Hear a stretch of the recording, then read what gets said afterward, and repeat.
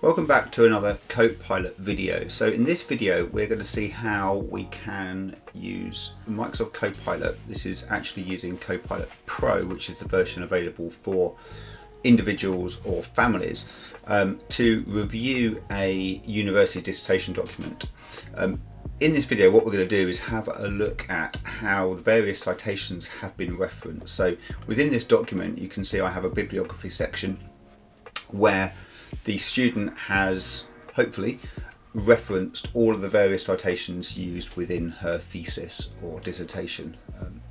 So if I scroll to the top, you'll see this is a University of Life. I've just changed the title for the purpose of the video, but it's for a document on childhood studies. So throughout the document you'll see there's various different citations listed in the file. So if I scroll down to a couple here, you'll see there are some references here that are used within the document, and what we want to do is check that these have all been correctly referenced in the bibliography. So to do that we're going to use Copilot. Now I've already run this prompt actually, so you can see what happened. It does take a little while to run, and the reason I've run this already is because I do find that sometimes we need to run this a couple of times in order to ensure that it's actually going to work correctly, because I've had a couple of issues before getting the prompt right.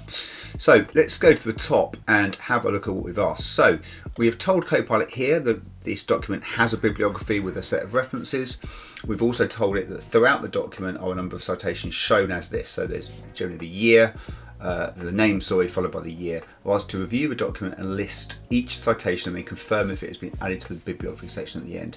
I've also told it that they don't need to match exactly, so I have found within this that the student has slightly misspelt some of the references or labelled them in a slightly different way, so I'm asking it to do the best job it can to match those things. I've also given it a bit of an importance by saying look, the student's grade is marked on this, so please check carefully. If they don't appear in the section, let me know. And this is the result. So this is what Copilot's actually come back with. So you can see here it's taken what I've said literally, it's gone through, it's looked at each mention, and the yes basically defers whether it appears. It also successfully found one for Acme Corp, which again doesn't exist. I put it in there. So, but other than that, most of them do exist. There are a few here that it's found. So it found here that humanism wasn't mentioned. It found that Montessori wasn't mentioned.